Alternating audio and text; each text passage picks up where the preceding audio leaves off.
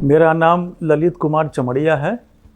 मैं Applewood society में रहता हूँ, अहमदाबाद की सोसाइटी में रहता हूँ।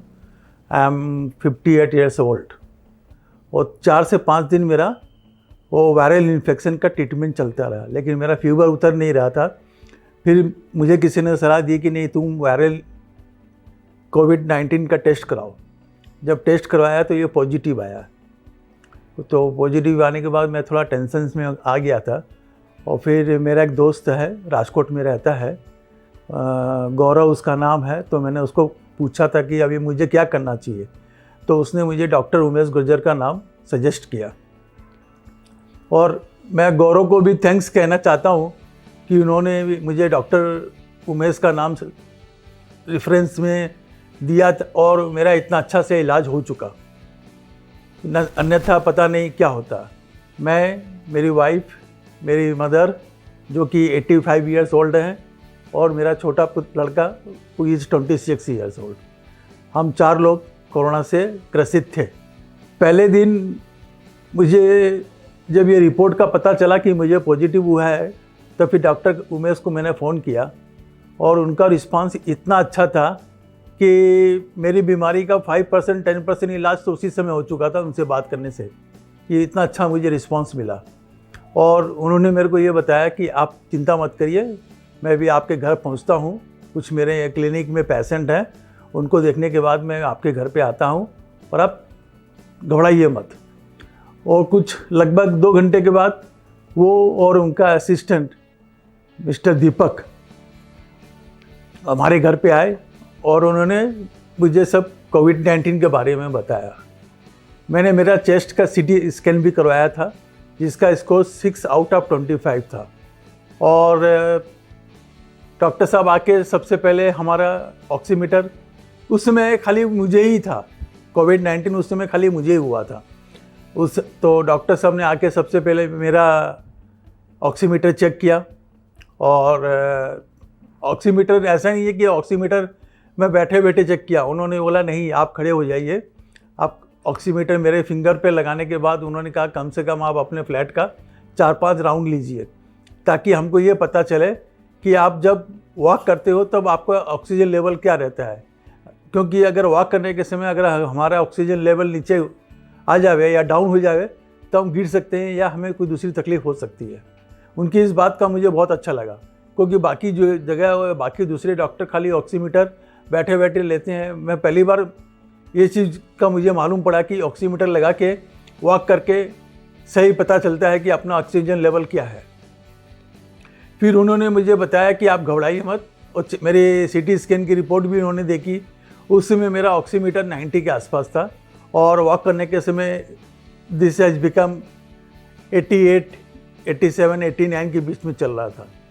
तो उन्होंने मुझे सजेस्ट किया कि आप हॉस्पिटलाइज हो जाइए, और हो सके तो अभी हो जाइए, नहीं तो कल सुबह हो जाइएगा। तो उस समय काफ़ी रात हो चुकी थी, कुछ 9, साढ़े 9 बज चुके थे। तो हम लोगों ने पूछा अगर हम कल सुबह होएं तो कोई तकलीफ़? बोला नहीं, अगर आप सुबह होना चाहें तो हो सकते हैं।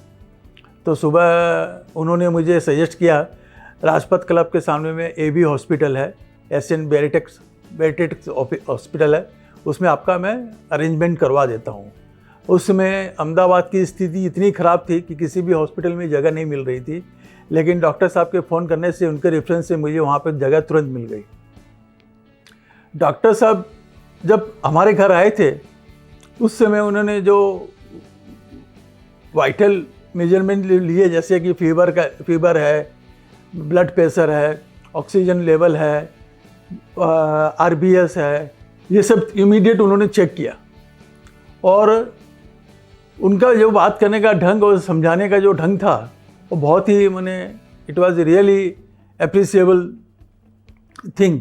उससे क्या होता है कि एक रोगी जो इतनी ख़राब बीमारी से पीड़ित होता है, उसके 10% 25% बीमारी तो ऐसे ही ख़त्म हो जाती है, डॉक्टर के अच्छी तरह बात करने से और अच्छी तरह सलाह देने से। उनका पहला सजेशन यही था कि आप बिल्कुल भी पैनिक मत होइए, ये बीमारी है और ये बीमारी ऐसी है कि इसका इलाज हो सकता है। तो उनकी इस बात को मुझे सुन के बड़ा ही थोड़ा रिलैक्स फील हुआ। दूसरे दिन हॉस्पिटल में उन्होंने मेरा एडमिशन कराया वहाँ पे, जहाँ की जगह मिल नहीं रही थी, वहाँ मुझे 2-3 घंटा थोड़ा वेट करना पड़ा, लेकिन एडमिट हो चुका था मैं। एडमिट होते हुए ही तुरंत ही डॉक्टर साहब ने मेरा वहाँ ट्रीटमेंट चालू करवा दिया, और क्या क्या सब इंजेक्शन्स देने हैं, क्या क्या दवाइयाँ देनी है, क्या क्या मॉनिटर करना है। और मुझे तुरंत वहाँ पे ऑक्सीजन मास्क लगाया गया। मैंने जो भी फैसिलिटी एक आदमी रोगी को देनी चाहिए, डॉक्टर साहब के कहने से हॉस्पिटल वालों ने तुरंत चालू कर दिया था। और डॉक्टर साहब वहाँ पे, मैं वहाँ लगभग 6 या 7 दिन रहा हॉस्पिटल में। डॉक्टर उमेश वहाँ सुबह शाम दोनों टाइम विजिट करते थे, और उनका विजिट का समय कम से कम आधा घंटे तक वो हॉस्पिटल में रहते थे। मैं आसपास जब दूसरे डॉक्टरों को देखता था, वे जब दूसरे रोगियों के पास आते थे, hardly they used to spend 5 to 10 minutes only, लेकिन डॉक्टर साहब कम से कम आधा घंटा या 45 मिनट तक वहाँ मेरा पूरा डायग्नोसिस करते थे, नर्सिंग स्टाफ से बात करते थे, और खुद के प्रेजेंस में पूरा वाइटल रिपोर्ट लेते थे, और नर्सिंग स्टाफ को पूरा इंस्ट्रक्शंस देते थे कि अब क्या करना है या कल क्या करना है। और मुझे एक्सपेंसिव कुछ इंजेक्शन्स भी दिए गए थे, जो कि रात को दिया जाता था। पहले दिन 2 इंजेक्शन दिए गए थे, बाकी के 4 दिन 1-1 इंजेक्शन, टोटल 6 इंजेक्शन दिए गए थे। तो डॉक्टर साहब मतलब उस हॉस्पिटल में उनका जब कोई पेशेंट भर्ती होता था, तो वो हॉस्पिटल की तरफ नहीं देखते थे कि हॉस्पिटल को क्या फ़ायदा होने वाला है। वो हर समय यही देखते थे कि मेरे पेशेंट का इलाज अच्छे से हो रहा है कि नहीं। उस हॉस्पिटल में मेरा ट्रीटमेंट बहुत ही अच्छा हुआ, और 6 या 7 दिन बाद मैं पूरी तरह स्वस्थ होके मेरे घर लौट आया। ये पूरा जो हमारे घर पे कोविड हुआ, वो 2 भाग में हुआ। ये तो मैंने बताई मेरी खुद की बात। मेरी माँ, मेरी वाइफ और मेरे छोटे लड़के को भी जो हुआ था, वो मेरे कोविड होने के 2-3 दिन बाद हुआ, 2 दिन बाद हुआ। तो उनका ट्रीटमेंट डॉक्टर साहब ने ये सलाह दी कि इनका ट्रीटमेंट हम घर पे रख के ही करेंगे, इनको हॉस्पिटल एडमिट नहीं करते हैं। और उनकी बात मुझे कई हद तक सही लगी। उन्होंने सबसे पहले मेरे परिवार वालों को हिदायतें थी कि भाई ये काम नहीं करना है और ये काम करना है। सबसे पहले बताया उन्होंने कि आप लोग मास्क पहन कर रहिए, आप तीनों अपने अलग अलग रूम में आइसोलेट हो जाइए। और मेरे बड़े लड़के को कोविड-19 नहीं हुआ था, वो नेगेटिव था। और फिर उन्होंने ये बताया कि आप कोई भी किसी भी रोगी के रूम में जाता है तो बिना मास्क पहने, और हो सके तो दरवाजे से ही, बाहर से ही बात करें, अंदर बिल्कुल नहीं जावे। और जिसको कोविड-19 हुआ है और उसको बोला गया था कि वो जो भी वस्त्र, टॉवेल या कुछ भी बर्तन, जो कुछ भी यूज करे वो खाली वही यूज करे, और कम से कम 10 दिन तक उस बर्तन, उस कपड़े को दूसरा कोई भी यूज नहीं करे। और हर जितना हो सके उतनी बार, जब अगर वो घर पे हो तो सैनिटाइजर से नहीं बल्कि साबुन से अपना हाथ धोए और उस हाथ को स्वस्थ रखे। और उनका नर्सिंग स्टाफ भी बहुत अच्छा था। मैंने जितने भी वाइटल रिपोर्ट चाहिए थी, चाहे वो फीवर हो या ऑक्सीमीटर का हो, RBS हो, BP, इस सब को उन्होंने अच्छी तरह मेंटेन किया। डॉक्टर साहब ने पहले दिन ही उन लोगों को एक चार्ट दे दिया था। शायद जो ट्रीटमेंट मेरा हॉस्पिटल में नहीं हुआ इतना अच्छा, उनका नर्सिंग स्टाफ ने, डॉक्टर साहब ने और उनके असिस्टेंट ने मेरे परिवार वालों का घर पे इलाज किया। वो रोज़ फ़ोन करके सभी तरह की डिटेल्स और डायग्नोसिस जो नर्सिंग स्टाफ है उससे फ़ोन करके लेते थे, और उनको वापस नेक्स्ट लाइन ऑफ एक्शन का क्या रहता है उसका इंस्ट्रक्शंस देते थे। और जो नर्सिंग स्टाफ भी आता था वो भी हमारे घर पे जो कोविड पेशेंट थे उनसे अच्छी तरह बात करते थे। हम उन लोगों की जो भी मुश्किलें थी उसको आराम से सुनते थे, उसके बारे में बात करते थे। मेरी वाइफ का और मेरे बेटे का टेम्परेचर, फीवर वो कई दिन से उतर नहीं रहा था, तो डॉक्टर साहब ने उनको पर्सनली हमारे घर पे आके इतना अच्छा काउंसलिंग किया कि आपका जो भी ये फीवर उतर नहीं रहा है, it is all because of tension you are taking. उन्होंने बताया भी कि आप टेंशन मत लीजिए, मैं एक डॉक्टर नहीं, अभी आपका घर का एक मेंबर हूँ, और आप चिंता मत कीजिए, आपका इलाज अच्छे से हो जाएगा। उस दिन के बाद से मेरे बेटे का और मेरी वाइफ का टेम्परेचर बढ़ना कम हो गया। तो इस तरह डॉक्टर साहब जो एक रोगी से अपने रोगी का जो ट्रीटमेंट करते थे वो इतना अच्छा होता था कि रोगी का ठीक होना निश्चित ही था कि रोगी ठीक होगा ही। उनका जो ट्रीटमेंट इतना सिस्टमेटिक और इतना उनका जो मेथड इतना अच्छा था कि ऐसा लगता नहीं था कि हम घर पे हों, लगता था कि हम हॉस्पिटल में ही हैं। और अभी हम चारों ठीक हैं। हम लोग चारों के ठीक होने के बाद में डॉक्टर साहब का अभी भी फ़ोन आता है, वो पूछते रहते हैं कैसे हैं क्या नहीं है। माने ऐसा नहीं है कि एक बार हम ठीक हो गए तो वो हमसे हमारा कोई ये नहीं है, ठीक होने के बाद भी उनका फ़ोन आता है।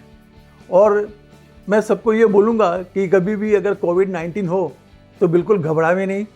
और मैं तो अभी मेरे चाहे वो रिश्तेदार हो या मेरा कोई दोस्त हो या हमारे सोसाइटी में कोई रहता हो, मैंने काफ़ी लोगों को डॉक्टर साहब का रेफरेंस भी दिया है, शायद उन लोगों ने कांटेक्ट भी किया होगा। और उनका मैं काम करने का सिस्टम मुझे इतना अच्छा लगा और ट्रीटमेंट इतना अच्छा लगा कि डॉक्टर साहब को मैं कई बार बोल चुका हूँ कि अभी आप मेरे फैमिली डॉक्टर बन चुके हो। मैं खाली कोविड नहीं, अभी मेरे भविष्य में हमको चाहे छोटी से छोटी खांसी या सर्दी भी होगी तभी भी हम आपसे ही इलाज करवाएंगे। ये तो मैंने सब बताया डॉक्टर साहब की खूबियों के बारे में, लेकिन जो डॉक्टर साहब ने हमको बताया कि क्या नहीं करना चाहिए और क्या करना चाहिए। एक तो स्टीम उन्होंने ये बताया कि रोज़ दिन में 4 बार या 5 बार स्टीम लेना चाहिए, गर्म पानी पीना चाहिए, गर्म पानी में थोड़ा नमक डाल के कुल्ला करना चाहिए दिन में 4 बार, 2 बार काढ़ा पीना चाहिए और मेडिटेशंस छोटा हल्का सा कसरत ये दिन में 30-30 मिनट का 2 बार करना चाहिए। खाने में भी उन्होंने कहा कि हमें विशेष ध्यान रखना चाहिए, दही, दूध, मैदा और बाहर की या कुछ तली हुई चीज़ें बिल्कुल नहीं खावें। फल में भी उन्होंने कीवी हुआ, अनार हुआ और खट्टी चीज़ें की जो फल है वो खाने के लिए उन्होंने हमें बहुत बताया कि वो खाओ आप। और गोल्डन मिल्क मतलब दूध में आधे कप दूध में एक चम्मच हल्दी डाल के दिन में 2 बार पीने के लिए कहा गया। और स्वच्छ रहने का, साफ सफाई रखने की, नहाने का, आसपास में डिस्टेंस मेंटेन करने का, फैमिली मेम्बर आपस में बात भी करो तो बिना मास्क के बात नहीं करने का, एक दूसरे को टच नहीं करने का, और भी काफ़ी हिदायतें दी थी उन्होंने। और मैं डॉक्टर साहब का बहुत ही हार्दिक से और अपने दिल से धन्यवाद बोलना चाहता हूँ कि उन्होंने हमें इतना अच्छा ट्रीटमेंट दिया और आज हम चारों लोग एकदम स्वस्थ हैं। धन्यवाद।